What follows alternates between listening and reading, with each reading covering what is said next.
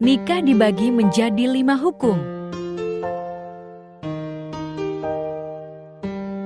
Kitab Qurratul Uyun. Kemudian, sesungguhnya nikah dapat diketahui hukum-hukumnya menjadi 5 hukum.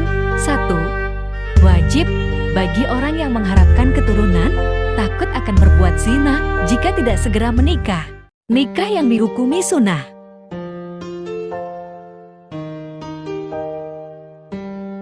Kitab Qurratul Uyun.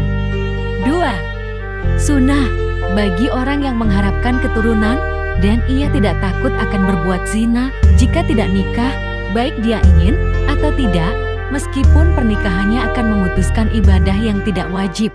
Nikah yang dihukumi makruh.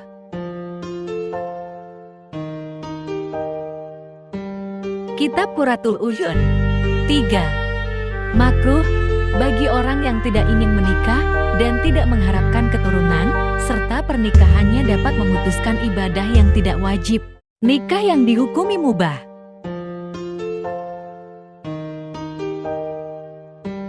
Kitab Qurratul Uyun.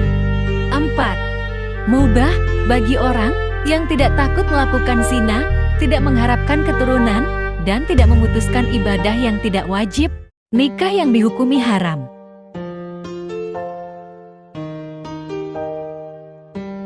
Kitab Qurratul Uyun. 5. Haram bagi orang yang membahayakan wanita karena tidak mampu melakukan senggama, tidak mampu memberi nafkah, atau memiliki pekerjaan haram, meskipun ia ingin menikah dan tidak takut berbuat zina. Pembagian hukum ini juga berlaku bagi seorang wanita. Lebih utama menikah atau tidak menikah. Kitab Qurratul Uyun. Dan berbeda pendapat ulama. Apakah menikah lebih utama atau tidak menikah demi untuk giat beribadah? Menurut pendapat yang paling kuat adalah menggabungkan kedua-duanya, karena nikah tidak menjadi penghalang untuk orang melakukan ibadah terus-menerus. Rukun nikah.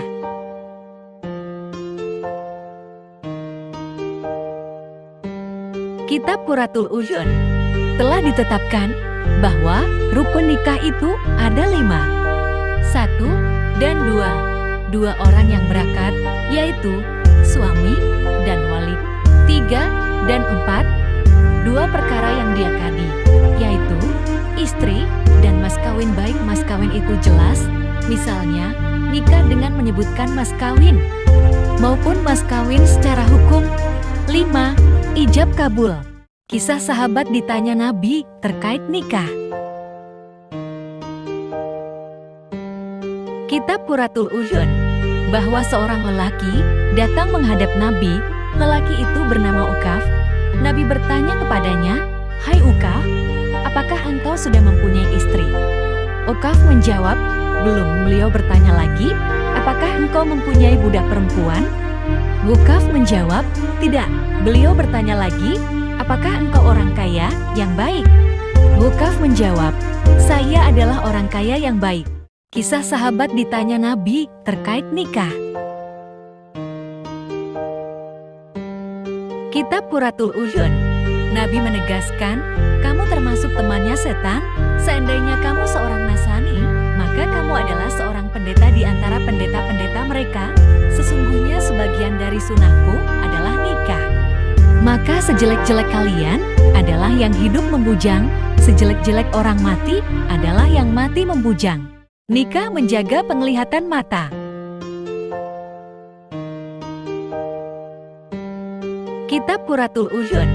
Di dalam riwayat, barang siapa mempunyai biaya nikah, maka nikahlah, dan barang siapa mampu memikul beban keluarga, maka nikahlah. Karena sesungguhnya nikah itu lebih dapat menahan pandangan dan menjaga kehormatan. Sedangkan barang siapa tidak mampu, maka hendaklah berpuasa, karena sesungguhnya puasa itu merupakan benteng baginya, maksudnya dapat meredam nafsu birahi. Miskin menurut sabda Nabi.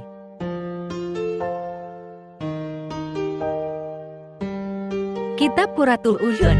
Nabi bersabda, miskin, miskin, miskin, laki-laki yang tidak mempunyai istri. Ditanyakan kepada beliau, "Ya Rasulullah, bagaimana kalau dia mempunyai banyak harta?" Nabi Nabi menjawab, meskipun dia mempunyai banyak harta, orang lajang bukan umat Rasulullah. Kitab Qurratul U'yun. Nabi bersabda, barang siapa mampu untuk menikah, maka hendaklah menikah. Kemudian, jika ia tidak mau menikah juga, maka ia tidak termasuk golongan umatku. Nikah menyempurnakan keislaman seseorang. Kitab Qurratul U'yun. Nabi bersabda, apabila seorang laki-laki menikah, maka sesungguhnya dia telah menyempurnakan setengah agamanya. Maka hendaklah dia selalu bertakwa kepada Allah Ta'ala dalam menyempurnakan setengah yang lainnya. Nikah merupakan sunnah Nabi.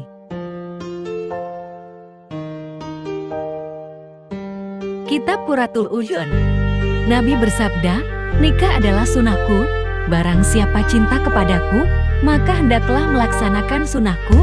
Dalam riwayat lain, barang siapa membenci nikah, maka dia tidak termasuk golonganku. Keutamaan orang berkeluarga.